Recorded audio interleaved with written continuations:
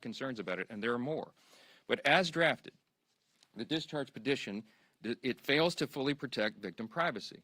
I'm going to read you an excerpt out of our legal document we put together to explain all this. Congress should give the Attorney General broader authority to redact all the victim information. The discharge doesn't do that. This would prevent the release of information that could be used to unmask victims who have chosen to remain anonymous. Now, you have some very brave women who have come forward and put their names and faces out there and done press conferences and explained that justice is overdue, and our hearts go out to them, and they are heroes. But you have as many as 1,000 women, by some of the accounts, who may be caught up in this. And the vast majority of them have not come forward, probably for obvious reasons. They don't want to be unmasked.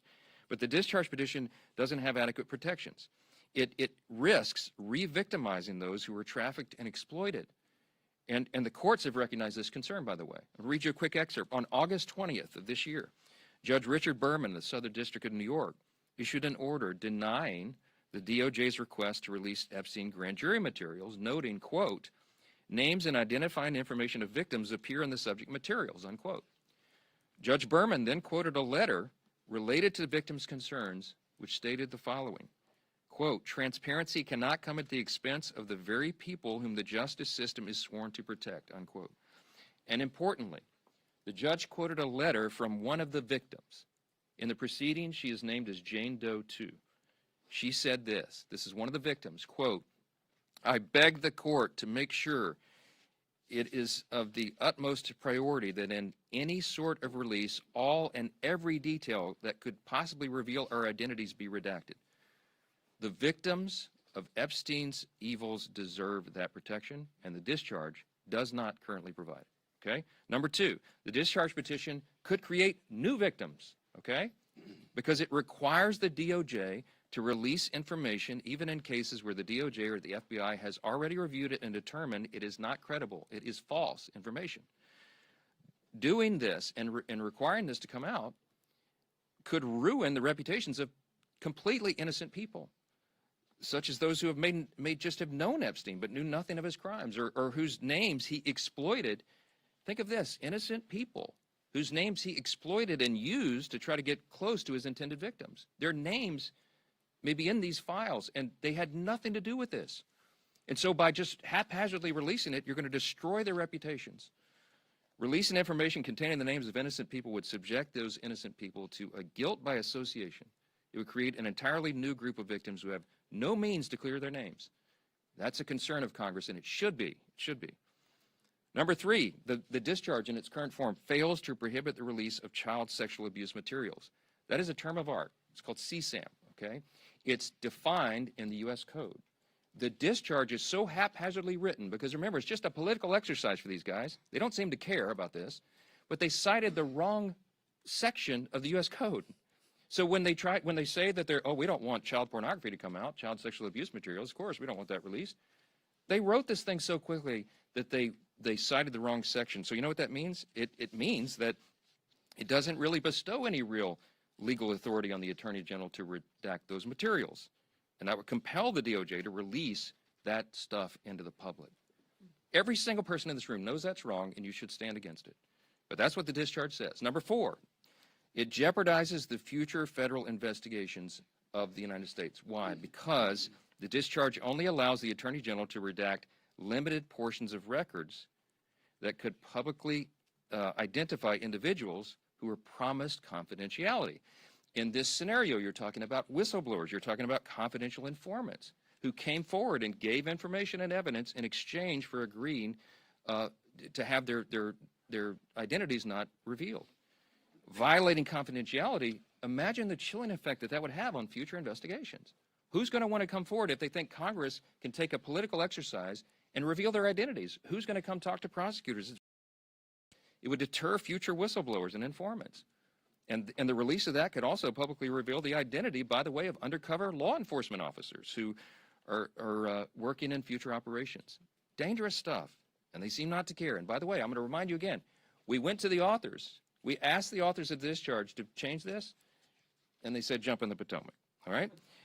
Number five, national security concerns, okay? The discharge requires the Attorney General to release within 30 days, quote, classified information to the maximum extent possible.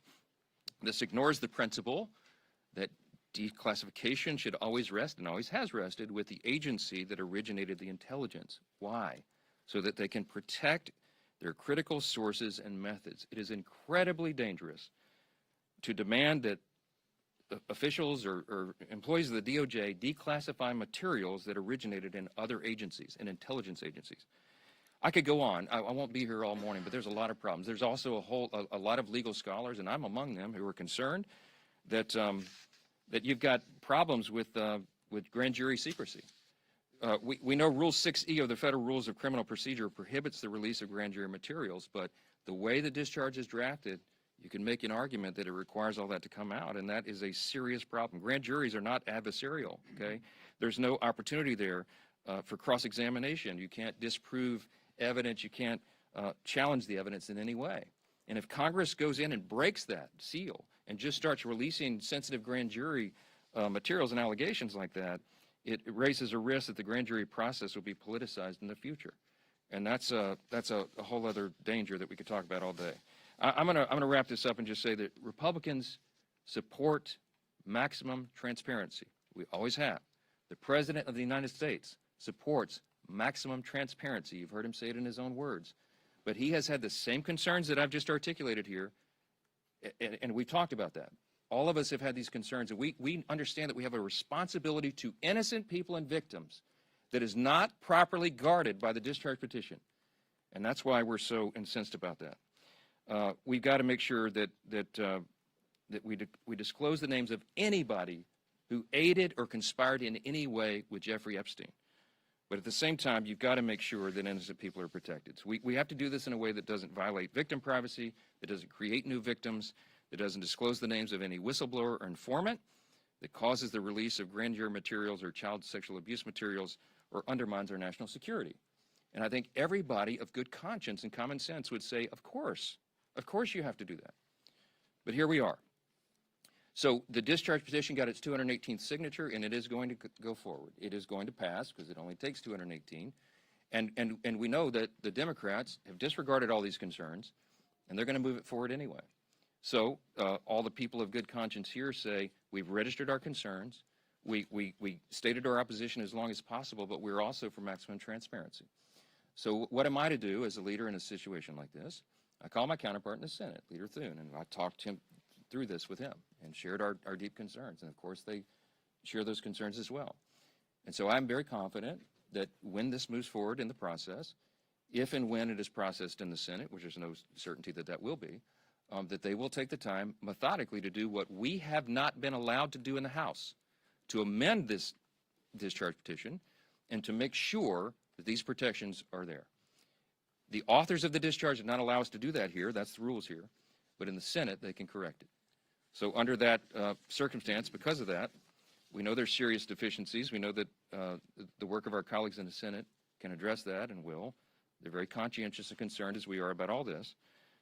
As we've insisted from the very beginning, Republicans are the only party trying to make a material difference in ensuring maximum transparency. Oh, by the way, I'll just tell you, I put the bill on the floor for unanimous consent last Wednesday night.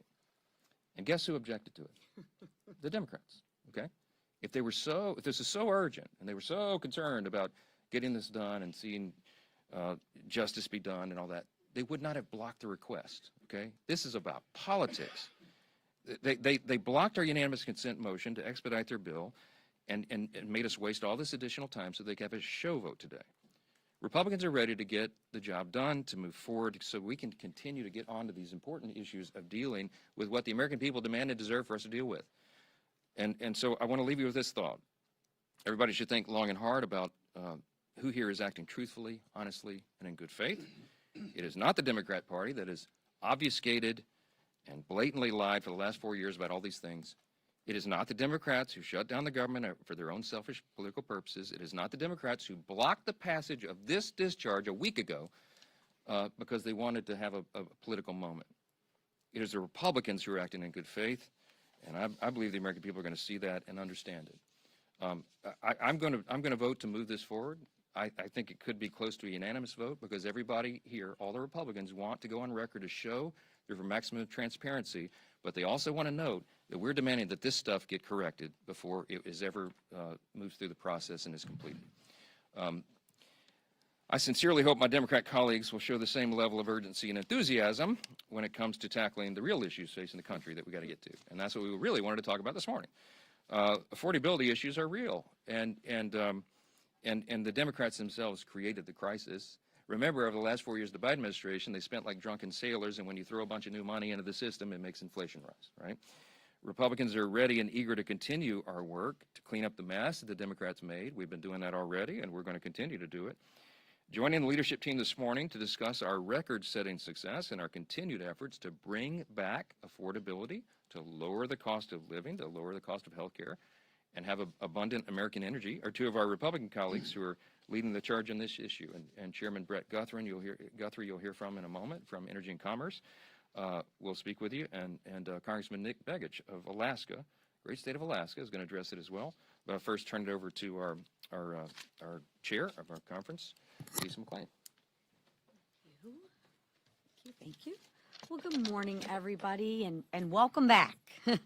So let me start with this. House Republicans will not allow Democrats to distract us, and we will not allow any more obstructions to stop us from doing the work of the American people. Because the American people sent us here to do a job, and that's what we intend to do. The Democrats' shutdown never stopped us. The countless witch hunts against President Trump never stopped us either. And the latest discharge petition is just another Democrat distraction. And I can assure you that won't stop us either. Because the American people actually expect us to do our jobs and not to distract and obstruct. For more than 40 days, Democrats inflicted needless pain on hardworking Americans. And I ask you this, for what? For what did all of these Americans suffer pain? They did it to use the American people's pain as political leverage. And let that sink in for a second. And don't take my word for it, take Catherine Clark's word for that. They used the leverage for $1.5 trillion of a wish list for that Americans' families just simply can't afford. But Democrats, they didn't get a single one of their demands because House Republicans actually stayed united. And now we're taking that momentum into the fight that matters most to the American people. This week, House Republicans will pass consequential bills to make energy costs more affordable. Bills that will lower energy costs for hardworking families, bills that will build on the work that we've achieved to unleash American energy that we passed in the Working Families Tax Cuts. Bills that increase energy production, which you'll hear from Representative Begich and Chairman Guthrie, that cut red tape and drive down prices for every single American. And contrast that to what will the Democrats do? They will almost certainly vote no. But ask yourself why. Why? It's because their radical left won't let them vote yes. So again, Republicans want to bring down energy costs. That's why we will vote yes on the bill.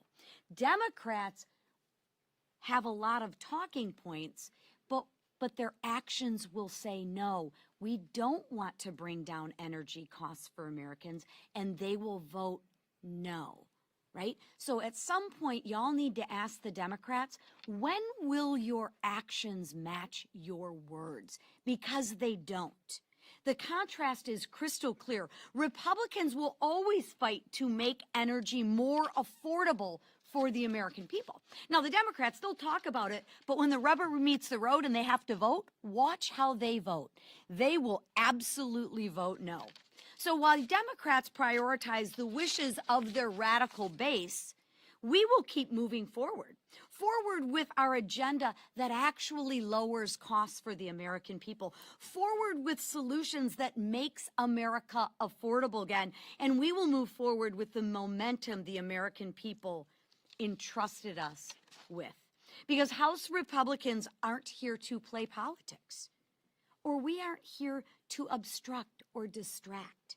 We're here to deliver affordability and low cost. We're here to drive down energy costs, and we're here to make America more affordable again. And with that, I will bring up our chairman, Mr. Brett Guthrie. Thank you. Appreciate it. Good morning, everybody. Thanks for being here today. It's an interesting time. It's a challenging time, but an extremely interesting time in the American energy industry. If you look at the last generation, we've had a generation of flat generation. We've had a generation of flat demand. And so those have worked and made people be comfortable because we were deindustrializing in our state. So that's not the proper path, the way that we have to take. So what are we seeing now? We're seeing a pent-up demand for energy. We're seeing it because of the growth in our industry, the reindustrialization that's coming because of President Trump, and also the growth of AI and data centers that are coming.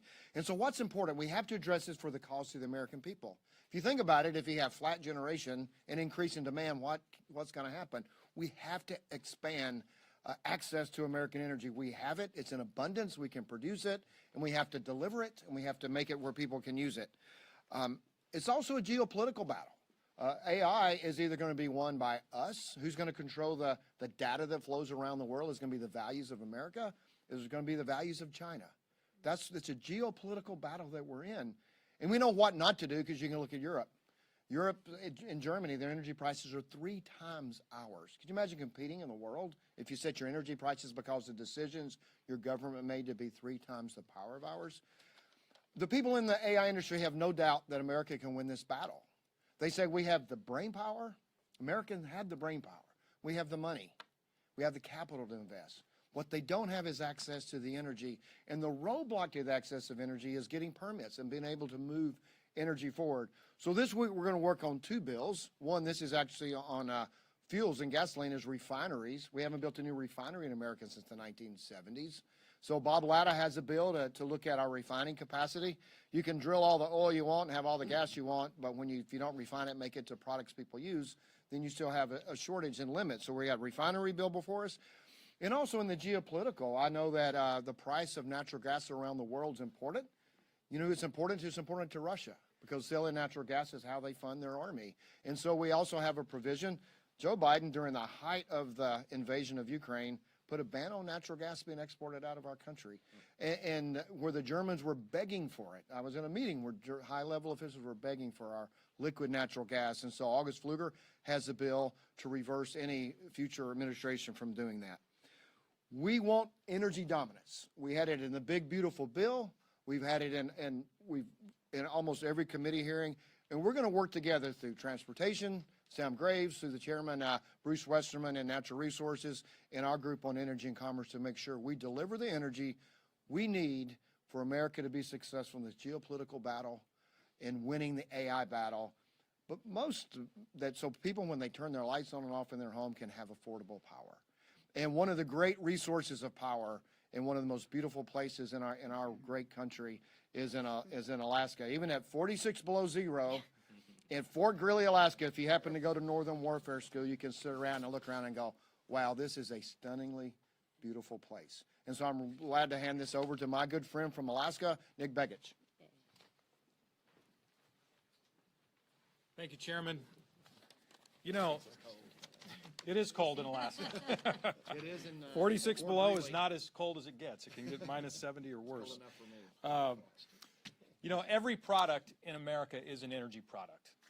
Whether you're producing that product, whether you're sending that product to a grocery store, whether you're going to the grocery store to pick up that product, whether you're going to visit family for Thanksgiving, you're expending energy. And if we want to address affordability in this nation, the best way to do that is to address the fundamental cost of energy.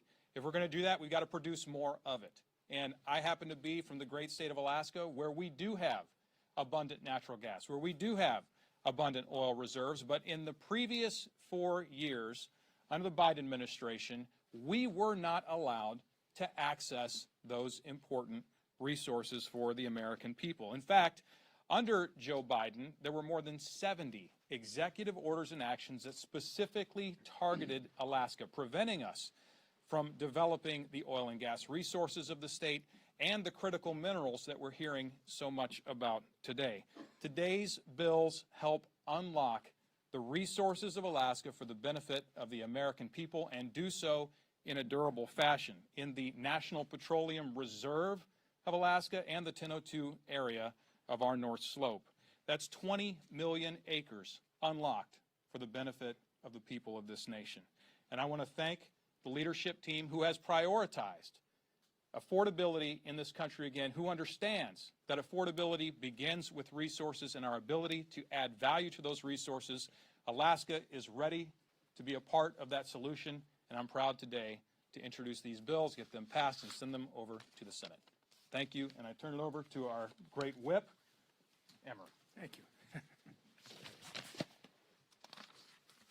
These days, anti-Trump temper tantrums seem to be the Democrat Party's MO. Instead of helping us, Republicans in the House, the President in the White House, and the Senate majority, instead of helping us secure our border, cut taxes, and make life more affordable for the American people, Democrats have shown time and time again that they're more interested in opposing President Trump and his successful agenda at every turn. But their obstruction and partisan games will not deter our efforts to deliver countless wins for the American people. This week, House Republicans are returning to Washington with a packed agenda, full of promises kept. Where the Biden administration and climate alarmists stifled our nation's energy production and caused prices to skyrocket, House Republicans and President Trump are restoring America's energy security and ensuring affordability. Where Democrats put violent criminals above innocent Americans, Republicans are ensuring our communities are safe from dangerous offenders. And where Democrats chase headlines and mislead the public, Republicans are actually pursuing transparency and justice. The contrast could not be more clear. Republicans govern, Democrats obstruct. We already passed the largest middle-class tax cut in American history with absolutely no help from Democrats. And that was just the beginning.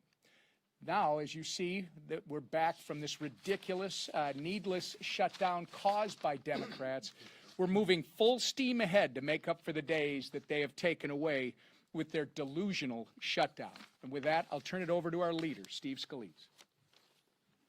Well, thank you, Whip. And it's good to be back. It's good to have the Democrat shutdown ended and the pain, the suffering that went on for way too long finally be over. And now to see the House back doing its business. And of course, we missed a few weeks, and so we're making up for lost time.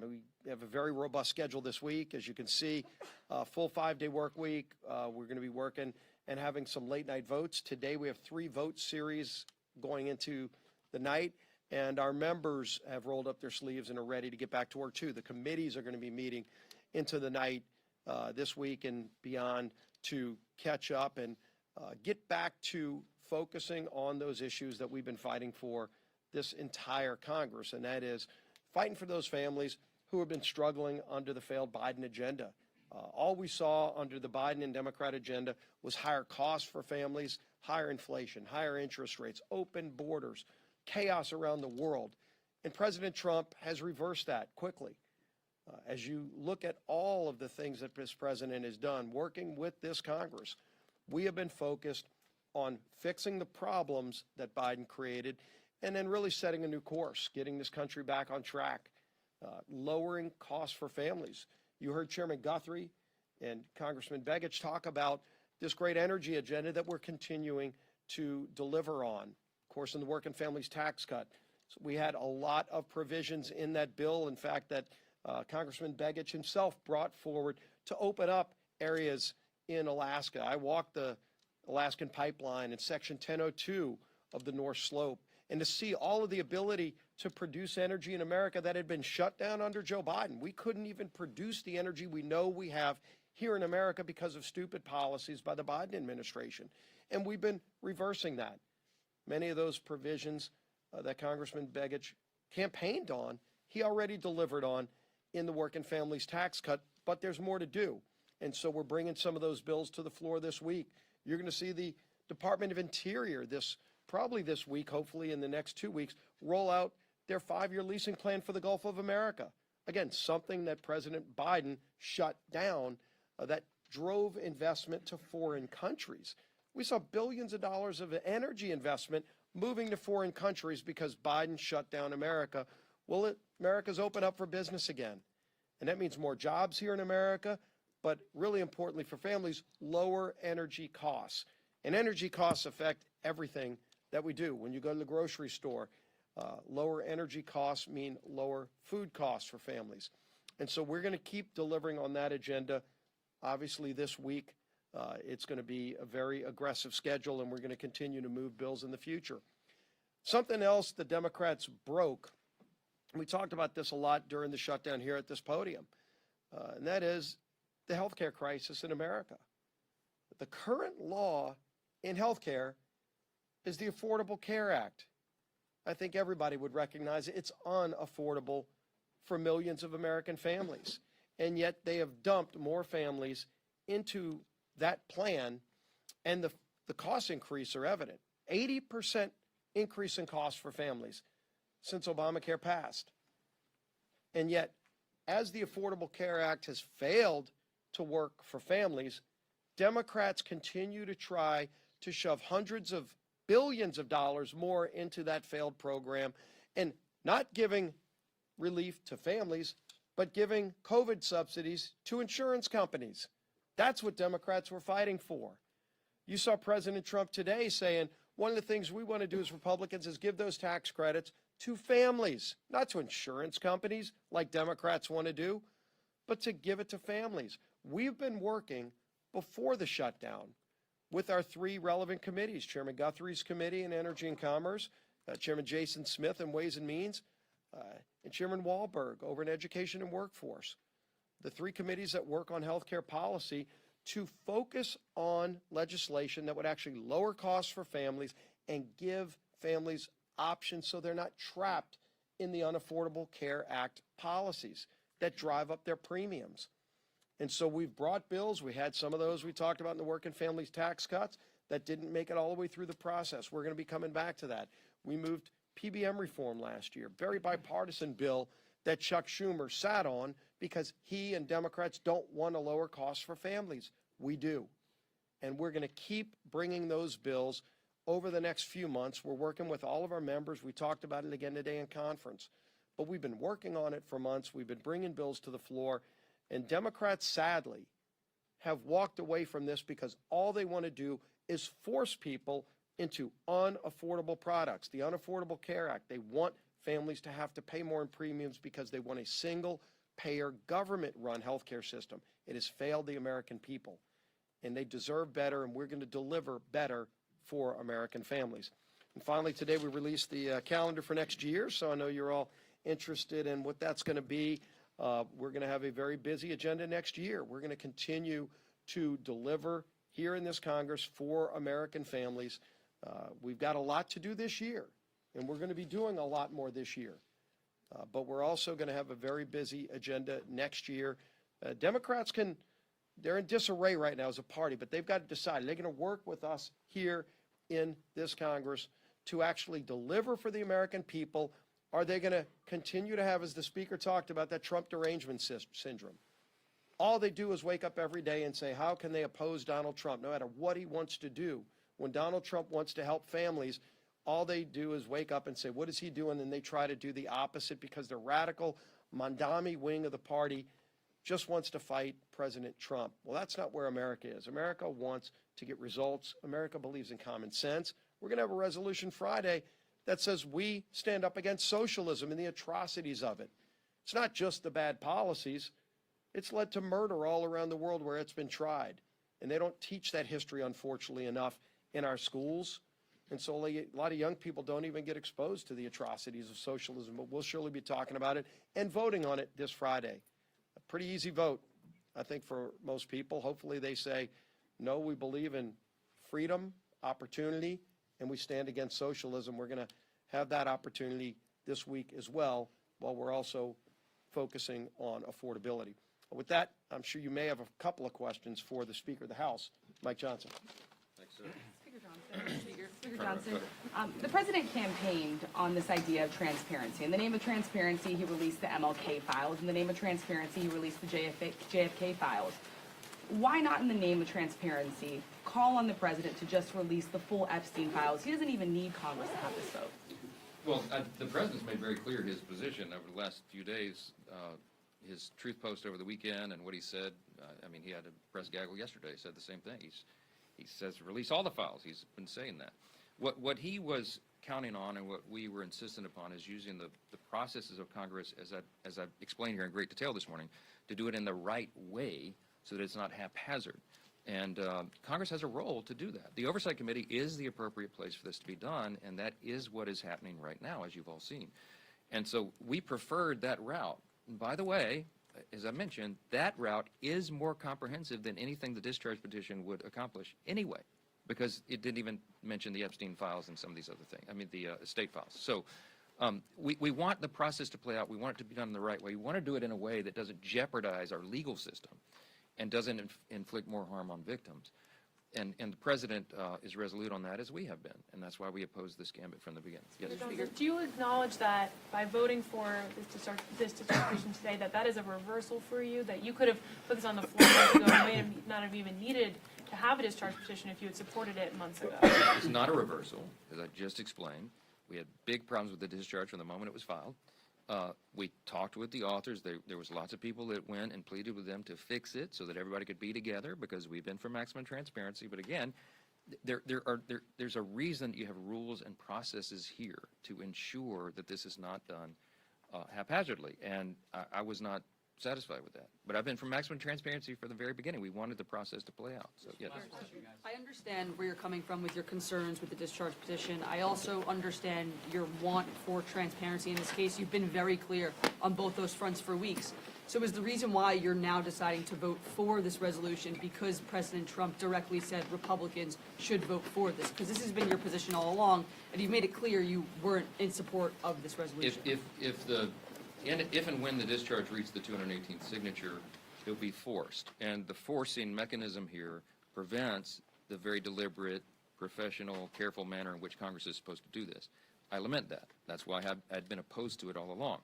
But having now forced the vote, none of us want to go on record and in any way be accused of not being for maximum transparency. So the only intellectually consistent position to have right now, the only way to ensure that both those things are true at the same time, is to allow for everyone to vote their conscience and to go on record to say, of course we're for maximum transparency. Now, I'll tell you, there's a handful of Republicans, Judiciary Committee members, and a few others who are really struggling, as I have been, about whether or not they could even vote yes today because of this, because we don't have an absolute guarantee that this will be fixed in the Senate. I have a high degree of confidence in that, and that's why. That's why I'll be voting yes today. And I've talked about that in great detail. We had an hour and a half long conference call on Sunday with Judiciary Committee members who are really, really concerned. I mean, they're all for maximum transparency, but they're really, really concerned about protecting the victims, and I am as well. And that's why we have gone through this whole long process. Last one, Olivia. On that, James Blair today at a Bloomberg event said that they're looking at ways to send millions of Americans checks from tariff dividend revenue, but without Congress being involved. Do you have concerns about them not running that sort of process through Congress? Well, I'm not sure that's possible, and James Blair and I will have some intense fellowship about that, I'm sure. He's a good friend. We collaborate on strategy all the time, but this is an idea, I think, that makes sense. The President was talking about it as recently as yesterday.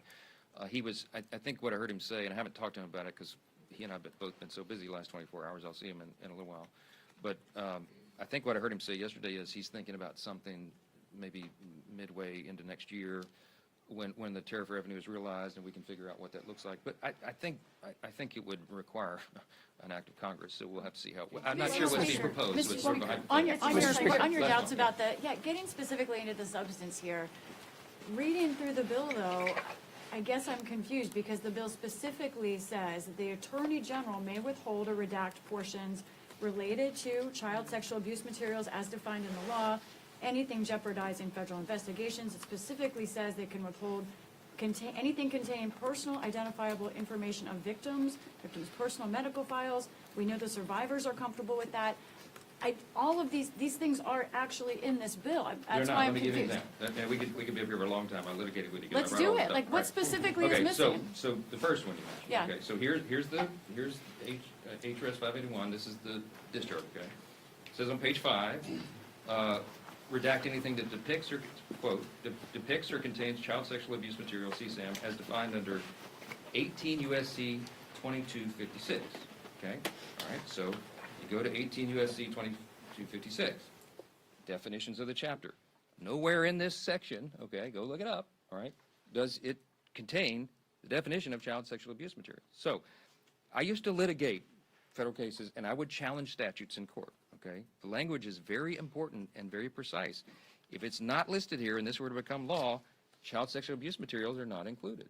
They're not included for redaction, which means the Attorney General and someone there, if they interpret the discharge in the statute that it passes directly and literally, as they're supposed to do, they're required to do under the law, then you're going to have things that would qualify under child sexual abuse materials. You have child pornography included in the distribution of this stuff. We can't go for that. It's up to the Attorney General. No, it's not up to it's not up to the Attorney General because the way it's listed Under the in the bill. document. No, it's not. It's not because it doesn't reference the right code section. So we could go through every one of these things. We have had a small army of lawyers going through it because I want to make sure that all of my concerns, because I read it the first time initially and I thought, whoa, this is way out of bounds. We have in fact, we'll put on the speaker.gov. I'll put it on the website here when we leave. You'll see the summary of the legal analysis, and it goes through point by point, and it points to the specific sections in the discharge. Guys, we're not making this up, and you can take it to your counsel at your outlet's offices and have them review it, and they'll tell you the same thing. This should have been done in a much more careful manner, and it was not. And I'm going to point out again, when the authors were asked to fix it, they said they weren't interested in doing that. Okay, why? Because this is a raw and obvious political exercise. Again, I'm just going to leave you with this question. You should go ask them all. If you were so concerned about the Epstein files and protecting the victims, why didn't you do a darn thing about it for the 4 years of the Biden administration? All this stuff was sitting in a warehouse, and nobody said a word about it. They didn't care. Now they're doing it. We all know why, because they're trying to attack President Trump. That's ACA it. question. Thank you. Thank you.